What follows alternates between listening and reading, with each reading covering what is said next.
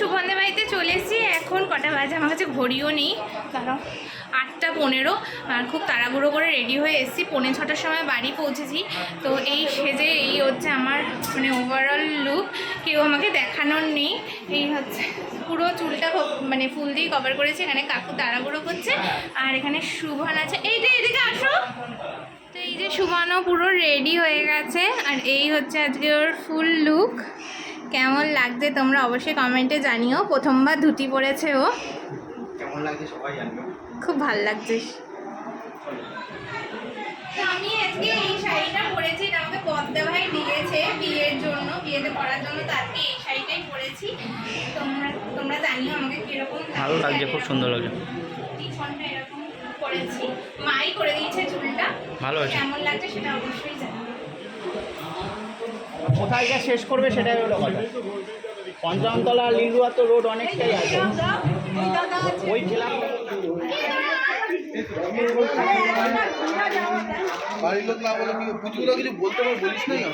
কি অবস্থা, প্রথমবার ধুতি পরলে যা হয়। হ্যাঁ হয়েছে, এই জন্য তোমাদের এই অবস্থা, ধুতি পরে হাঁটা চলাই করতে পারছো না। আস্তে গাড়ি দেখে।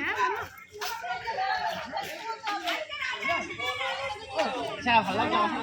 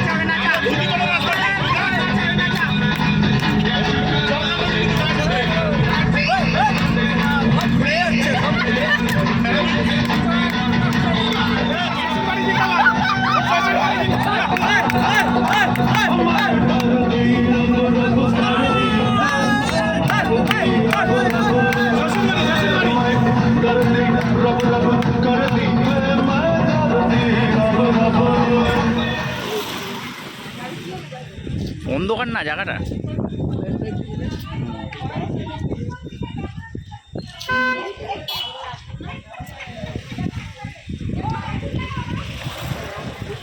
মনা কই?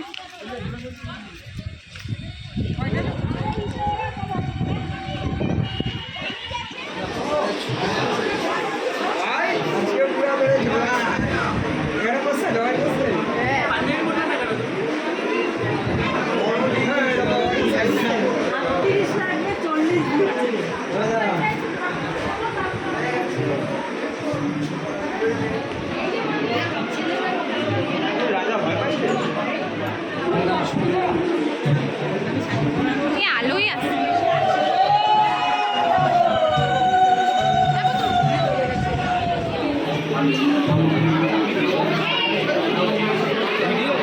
ভিডিও করছি আমি।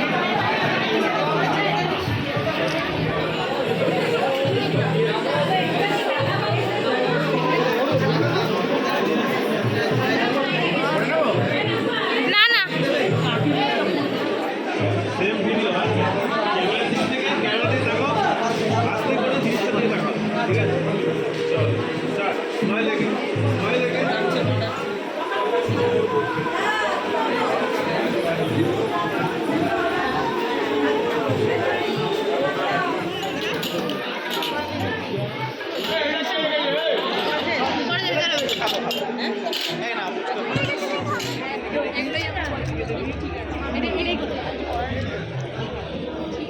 তুই খাবি না? আমাকে একটা দিস।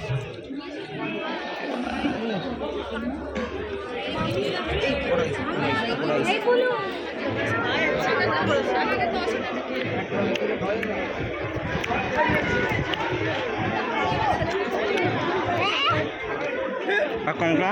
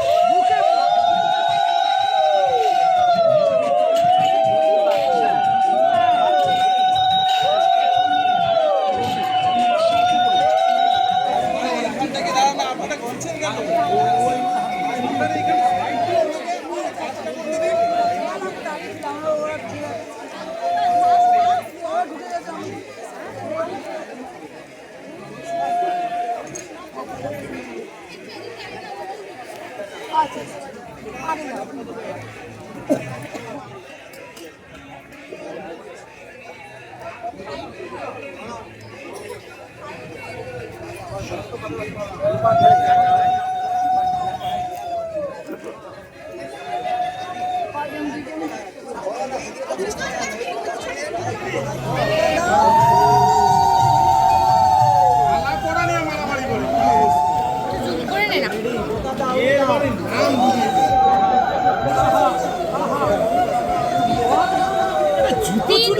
নে না। কোনো কমবেন না।